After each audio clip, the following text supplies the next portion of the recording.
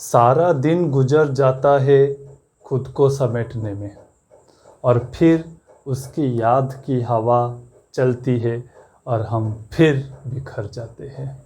नमस्कार दोस्तों, मेरा नाम है सुब्रत और आप सभी को स्वागत करता हूं सुब्रत मैथ्स चैनल पर। हम क्लास 12th के डिटर्मिनेंट के चैप्टर पढ़ चुके थे। डिटर्मिनेंट क्या होता है, क्या क्या क्वेश्चन होता है, वो सब आज हम पढ़ेंगे। डिटर्मिनेंट के कुछ प्रॉपर्टीज, कहाँ कहाँ डिटर्मिनेंट यूज होता है, जैसा कि एरिया ऑफ ट्रायंगल निकालने में, और उसका माइनर और कोफैक्टर वो क्या क्या चीज़ है, उसके क्या मायने हैं। तो ठीक है, मैथ्स में कैसा कैसा एप्लीकेशन है, तो वो सब हम पढ़ेंगे और उसके साथ 4-5 सवाल होगा। ठीक है, तो क्या हालचाल, कुछ बताइए आपके बारे में। आपके ज़िंदगी में क्या चल रहा है, सुख है या दुख है, आपके वो बात कर रही है कि नहीं आज लड़ाई हो गया है, तमाम तरीके की ज़िंदगी में बहुत सारी दिक्कत है सभी के ठीक है, तो चलिए ज़्यादा वक्त हम नहीं गवाकर शुरू करते हैं आज का सेशन। अब ये जो टाइम है, अभी में 12 बज चुके हैं रात के, अभी मैं शूट कर रहा हूँ। तो आज दिन भर क्लास करने का मूड नहीं था, तो अभी चलिए कॉपी पेन निकाल लीजिए और हेडिंग लिखिए। आज हम पढ़ेंगे एरिया ऑफ ट्रायंगल, डिटर्मिनेंट को यूज करके कैसे एरिया निकाला जाता है।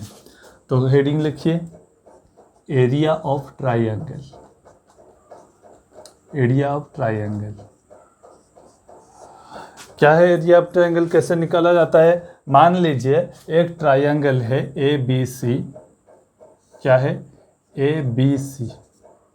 ए का कोऑर्डिनेट मान लीजिए x1 y1, बी का x2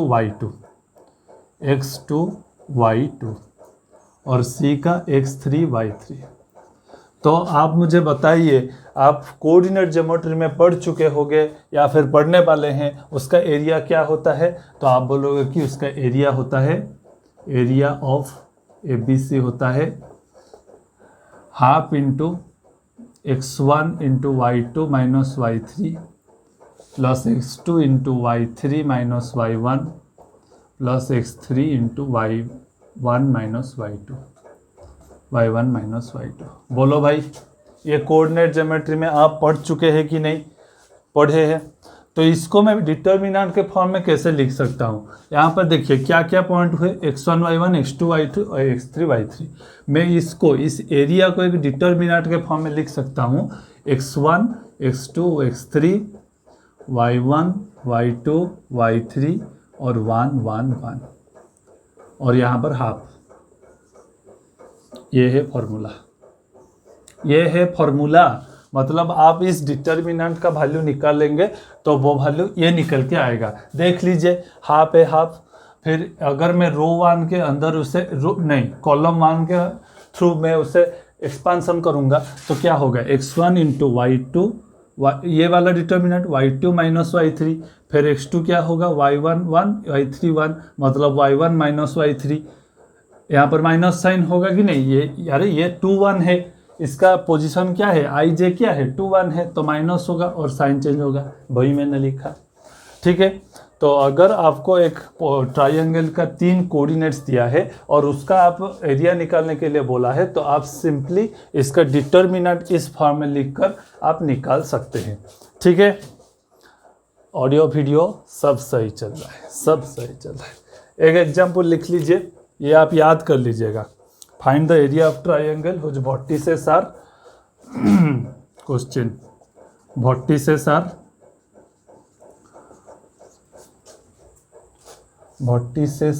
3 8 माइनस 4 2, 3 8 माइनस 4 2, और क्या है, और है 5 1 एंड 5 1।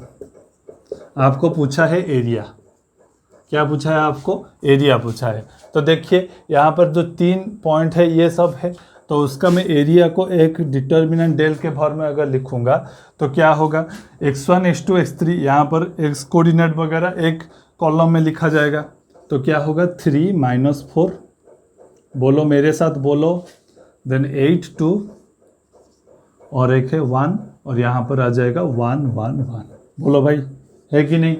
तो उसको मैं क्या करता हूँ, एक्सपांड कर लेता हूँ रो 1 के अंदर, रो 1 में। तो मतलब क्या आ जाएगा, 3 इंटू यहाँ पर 2 1 1 1, then minus of 8 -4 1 5 1, and last one is 1 -4 2 5 1। इसका वैल्यू निकल के आ जाएगा। और यहाँ पर हाफ है, हाफ है, ये पूरा का वैल्यू निकालने के बाद हाफ है।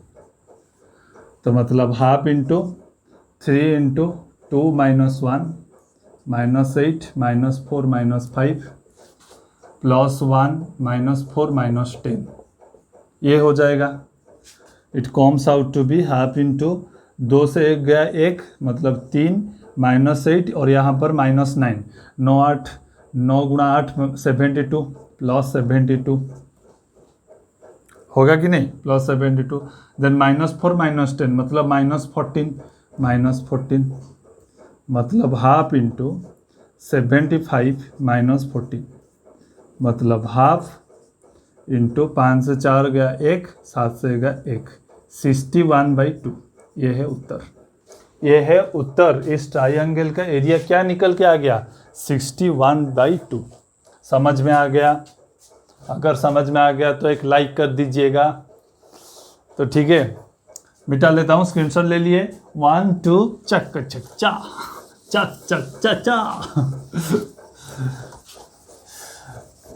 रात ज़्यादा हो गया है तो साइड में जो सब बंदे रहते हैं वो सब सो चुके हैं, तो आवाज़ मेरा शायद आपको थोड़ा धीमे धीमे पहुंच रहा है, धीमे धीमे धीमे धीमे धीमे धीमे धीमे।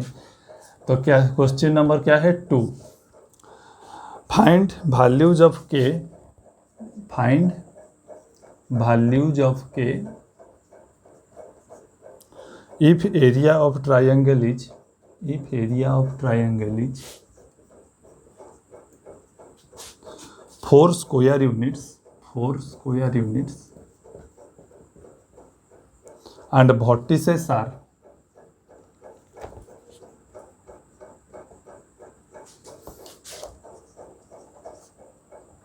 -2 0 0 4,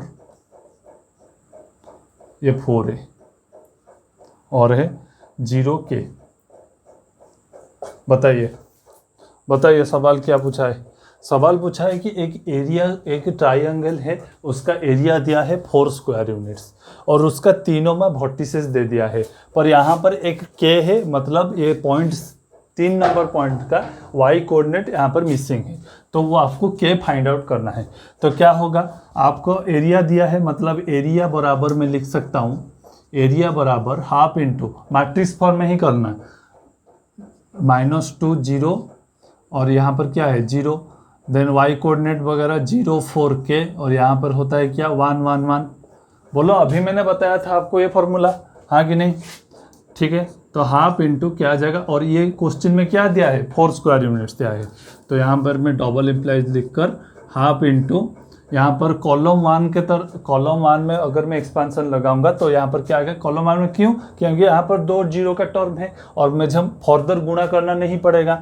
तो क्या हो जाएगा -2 इंटू 4 1 के 1, ये आ जाएगा 4, यह गुणा है। देन यहाँ पर 2 2 कट गया, -1 मतलब -1, 4 माइनस के बराबर 4, मतलब 4 माइनस के मतलब -4 प्लस के बराबर 4, और यहाँ पर क्या आ जाएगा माइनस के बराबर -8 इम्प्लाइज के इक्वल टू 8। के का वैल्यू क्या निकल के आ गया, के का वैल्यू है 8। तो इस तरह का सवाल आप अगर कोई एग्जाम में दिखेंगे तो कर सकते हैं। आप बोलो कि हाँ कर सकते हैं, ज़रूर कर सकते हैं। और एक सवाल लिख लीजिए, आज का सवाल number 3। Find the equation of line joining 1 2, joining 1 2 देखिए आपका जो एनसीईआरटी के बुक्स में जो जो सवाल है उसमें से हर एक टाइप में से मैं एक सवाल लेके आपको समझा रहा हूँ, ठीक है। तो आप पूरा एक्सरसाइज करिएगा, आलस मत दिखाइएगा, नहीं तो बहुत मार पड़ेगी, आपके घर में घुसकर मैं मारूंगा। कैसा आपको तो मैं पहचानता भी नहीं, क्यों नहीं पहचानता। Using determinants, find the equation of the line joining 1 2 and 3 6 using determinant. 2 point है, उस पॉइंट को जॉइन करता है एक लाइन, उस लाइन का इक्वेशन बताना है। तो मैं यहाँ पर मान लेता हूँ लेट, तो आप बोलोगे कि 3 पॉइंट चाहिए हमको, तो 3 पॉइंट अगर मैं लेता हूँ, let x y be a point on the line के ऊपर एक्स वाई एक पॉइंट है। तो मुझे 3 पॉइंट मिल गया। अगर मैं 3 पॉइंट में लेकर डिटर्मिनेंट के फॉर्म में उसका एरिया निकालता हूँ, और अगर एरिया 0 आता है, उसका मतलब यहाँ पर देख लीजिए डायग्राम में 2 पॉइंट है और एक पॉइंट मैंने बीच में से एक्स वाई मैंने ले लिया, तो मतलब ये तीनों पॉइंट एक ट्रायंगल तो नहीं होगा, क्योंकि वो तीनों पॉइंट कोलिनियर है, और कोलिनियर अगर है उसका डिटर्मिनेंट का जो मैंने वैल्यू बताया था वो 0 आ जाएगा, ठीक है। तो यहाँ पर मुझे क्या पता चला, एरिया ऑफ ट्रायंगल बराबर क्या आ जाएगा, ट्रायंगल बराबर 0 आ जाएगा। बोलो भाई, है कि नहीं। एरिया ऑफ ट्रायंगल क्या आ जाएगा, 0 आ जाएगा। तो यहाँ पर एरिया ऑफ ट्रायंगल में निकालूंगा हाफ इंटू x1 का कोऑर्डिनेट, x मतलब x का कोऑर्डिनेट लिख लीजिए 1 3 और एक के x, और y का कोऑर्डिनेट 2 6 y और 1 1 1, और इसका वैल्यू आ जाता है 0।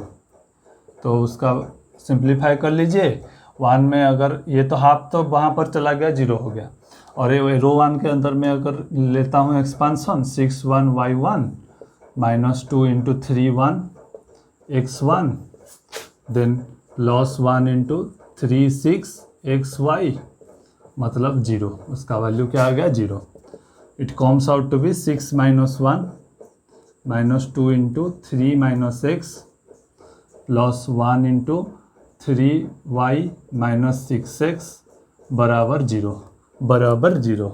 6 minus 1 minus 6 plus 2x plus 3y minus 6x equal to 0। तो क्या आ जाएगा यहाँ पर देखिए, 6 तो कट गया, और 6x तो माइनस 4x और प्लस 2y इक्वल टू 0। मतलब सही किया ना मैंने, माइनस 6x, हाँ ठीक है। तो मतलब माइनस 4x यहाँ पर 2y इक्वल टू, यहाँ पर 4x को मैं इधर ले आता हूँ तो क्या हो गया, 4x माइनस था, तो यहाँ पर मैं 2 कट गया, तो y इक्वल टू 2x। ये है इक्वेशन, इस लाइन का equation y equal to 2x होगा। क्या होगा, y इक्वल टू 2x। समझ में आ गया, स्क्रीनशॉट ले लीजिए। फिर आगे की बात हम करेंगे।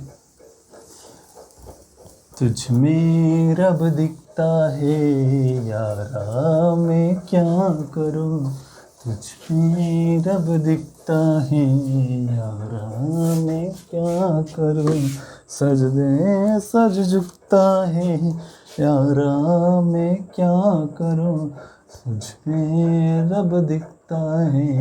So that the points A B plus C, B of B C plus A, or C of and C of C A plus B are collinear.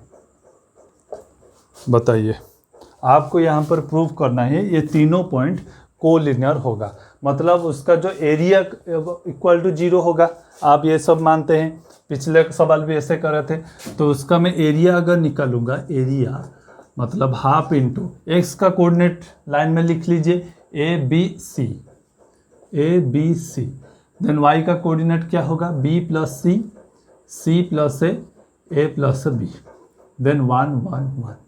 इस डिटर्मिनेंट का वैल्यू आपका 0 पुट करना है। देखिए यहाँ पर कुछ बच्चे क्या करते हैं, यहाँ पर रो 2 माइनस रो 1 करते हैं, ये इस वाले टर्म को 0 आने के लिए, ये वाले टर्म को 0 आने के लिए। और कई बच्चे जो निहायती बेकार विद्यार्थी है जैसा कि मैं हूँ, तो वो सब क्या करते हैं, इसको सिर्फ एक्सपांसन करते हैं, बहुत लंबा चलता है, उसको गुणा करते हैं, माइनस करते हैं। मैं कुछ नहीं करूँगा, एक्सपांसन नहीं करूँगा या रीअरेंज नहीं करूँगा। क्या करूँगा, सिर्फ एक में टर्म लिखता हूँ। यहाँ पर देखिए रो 1 कॉलम 1 को मैं कॉलम 1 को अगर मैं column 1 interchange into column 1 plus column 2, मैं क्या किया, कॉलम 1 को कॉलम 1 प्लस कॉलम 2 किया, तो क्या आ गया यहाँ पर देखिए ए प्लस बी प्लस सी, ये वाला जुड़ जाएगा, तो ये भी होगा ए प्लस बी प्लस सी, ये भी होगा ए प्लस बी प्लस सी, बीच में क्या बचेगा B plus c plus a plus B 1 1 1। फिर मैं क्या करता हूँ, ए प्लस बी प्लस सी को कॉमन ले आता हूँ, ए प्लस बी प्लस सी को कॉमन ले आता हूँ, तो ये वाला कॉलम क्या आ जाएगा 1 1 1, ये B plus c plus a plus B और 1 1 1। और आप सभी को पता है प्रॉपर्टीज ऑफ डिटर्मिनेंट में मैंने आपको बोला था, अगर कोई डिटर्मिनेंट का 2 रो या फिर 2 कॉलम अगर आइडेंटिकल आ जाता है तो उसका वैल्यू क्या होता है 1 होता है। नहीं 1 नहीं होता है, 0 होता है। क्या तुम भी क्या करते हो, कुछ याद नहीं रखते हो। तो इसका वैल्यू क्या आ गया, हाफ इंटू ए प्लस बी प्लस सी इंटू 0 होता है, क्योंकि ये जो दोनों कॉलम 1 और कॉलम 3 है वो आइडेंटिकल आ गया, तो उसका वैल्यू 0 आ गया। मतलब ये जो दोनों पॉइंट है, hence a b c are collinear prove हो गया। कोलिनियर मतलब उसका एरिया 0 होगा, ठीक है। फिर क्या होगा, और डिटर्मिनेंट के अंदर ऐसा आपका सवाल बहुत सारे हैं, तो आप सब करिएगा। और एक छोटा सा कॉन्सेप्ट मैं पढ़ाने जा रहा हूँ आज, थोड़ा सा होगा माइनर्स एंड कोफैक्टर्स। क्या क्या है माइनर्स, क्या है कोफैक्टर्स, आप हेडिंग लगवा लीजिए, माइनर्स एंड कोफैक्टर्स। एरिया वाला चैप्टर आपको समझ में आ गया, बहुत इजी था कि नहीं, सवाल श्योर आएगा आपका बोर्ड में। माइनर्स एंड कोफैक्टर्स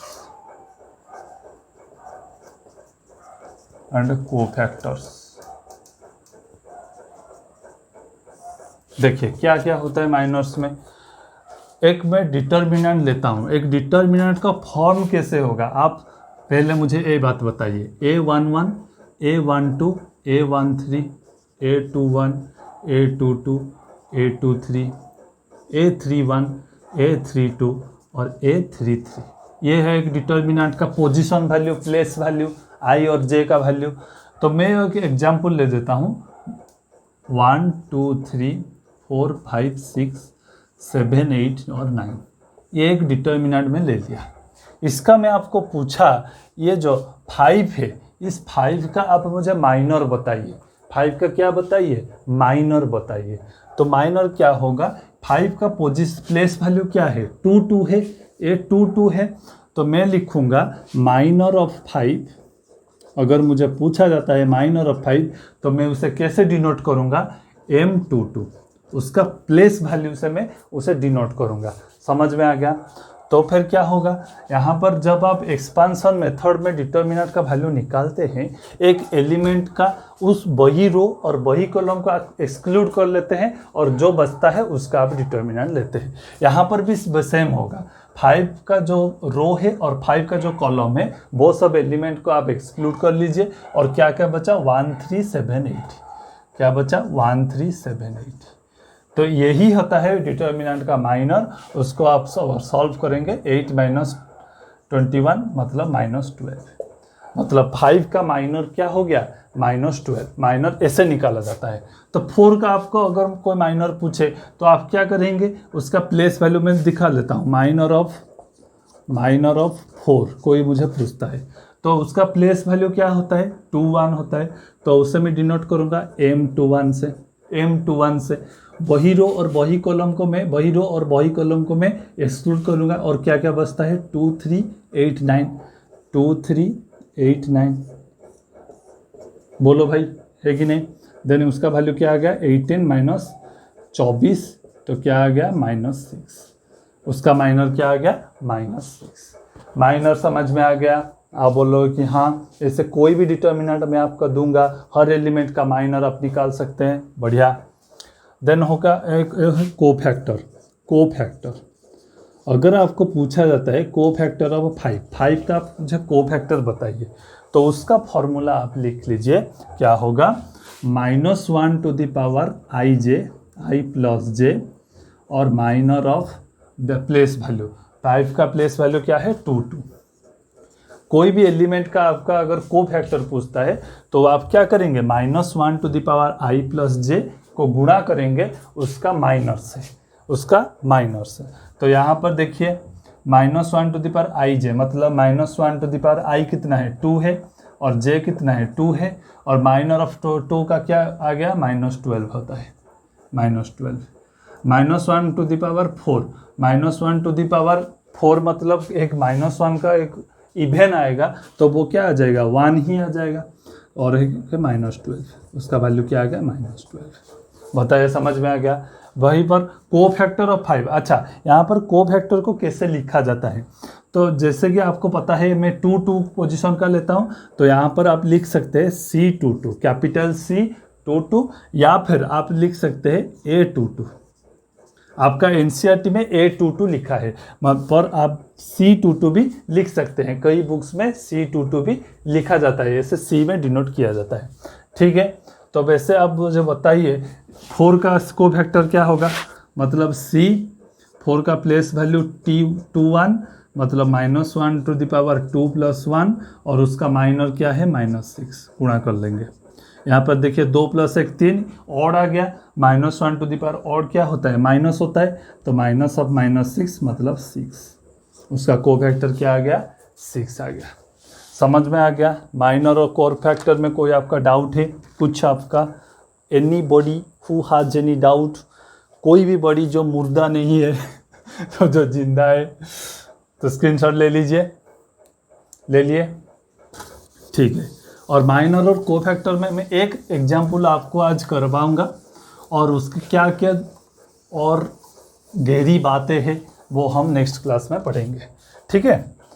तो माइनर हो गया, कोफैक्टर हो गया। अच्छा, एक आप नोट में यहाँ पर लिख लीजिए, एक आप यहाँ पर नोट में लिख लीजिए, नोट एक छोटी सी बात माइनर में, note the value of determinant, the value of determinant can be obtained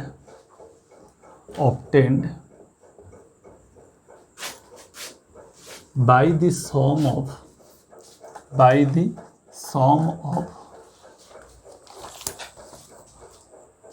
of products of the elements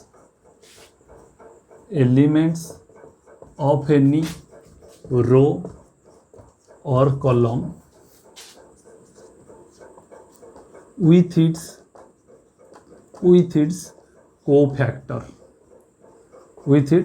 cofactors. आप लिख लीजिए सर, फिर मैं बताता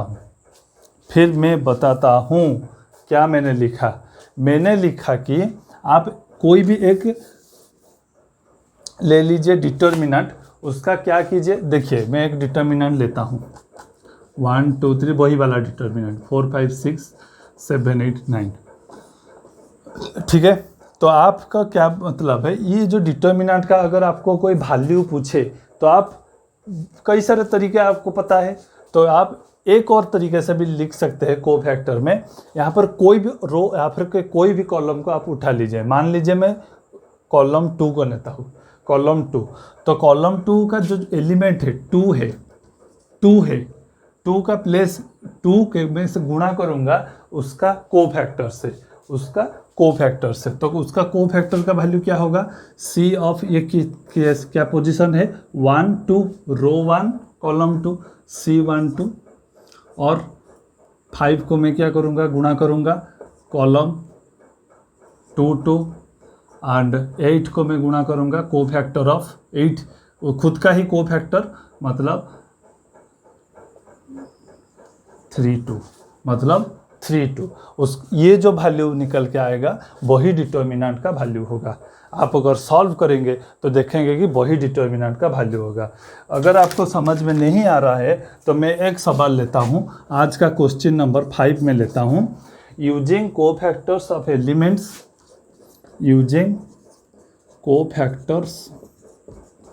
एलिमेंट्स ऑफ रो 2 है या कॉलम 2 है, रो 2, इवैल्यूएट डेल बराबर 538201 538201 123। क्वेश्चन आपको पूछा है कि इस डिटर्मिनेंट का आपको वैल्यू निकालना है, और आप क्या करेंगे, कोफैक्टर लेंगे सेकेंड रो में जो एलिमेंट है उसका कोफैक्टर को यूज करके इस डिटर्मिनेंट का वैल्यू निकालना है। तो सेकेंड रो में क्या क्या है, 2 है, तो मतलब मैं अगर 2 का माइनर पहले निकालना पड़ेगा कोफैक्टर निकालने के लिए। उसका पोजीशन वैल्यू क्या है 2 का, तो आप बोलोगे कि m, यहाँ पर देखिए रो 2 है और कॉलम 1 है, मतलब M21, ये तो नहीं चल रहा है, चल जा, लास्ट में ऐसा दिक्कत नहीं होना चाहिए। M21 क्या आ जाएगा, M21 होगा वही रो वही कॉलम को मैं एक्सक्लूड करूँगा 38 और 23, क्या आ जाएगा 9 - 16 -7, क्या आ गया -7। देन M22 मतलब 5813 5 3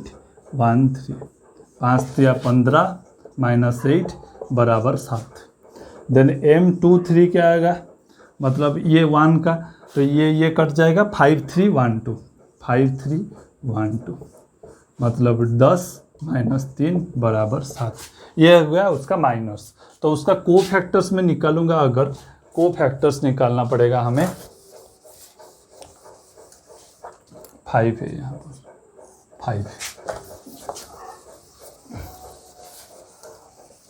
5 उसका मतलब कोफैक्टर ऑफ 21 C21 मैं निकालूंगा अगर, मतलब -1 टू द पावर 2 + 1 और वही का वैल्यू -7 मतलब 2 + 1 3, मतलब माइनस ऑफ -7 मतलब 7। Then cofactor of 2 -1 to the power 2 + 2 और 7 गुणा करेंगे तो उसका वैल्यू 7। C23 आ गया -1 टू द पावर 2 + 3 और उसका वैल्यू -7। 2 + 3 होगा -5 और ऑड हो गया तो माइनस हो गया तो -7 हो गया, उसका कोफैक्टर्स हो गया। और उसका वैल्यू निकालने के लिए आपको वो एलिमेंट के लिए तो डेल बराबर क्या होगा, वही जो एलिमेंट है 2 है और 2 का कोफैक्टर से गुणा करेंगे, 7 से गुणा करेंगे, 7 होगा ना, हाँ 7, ठीक है। देन 0 है, 0 को उसका कोफैक्टर क्या है 7 है, गुणा करेंगे। देन ऐड करेंगे और है 1 को -7 मतलब 7 दूने 14 -7 बराबर 7। आपका होमवर्क क्या है, आप उसे एक्सपांड करके भी देख लीजिएगा ये 7 आएगा कि नहीं, उसका वैल्यू 7 होगा कि नहीं। तो चलिए आप सबको समझ में आया होगा माइनर्स और कोफैक्टर्स क्या होता है। फिर मिलते हैं अगले सेशन में, तब तक के लिए bye bye, good bye, take care.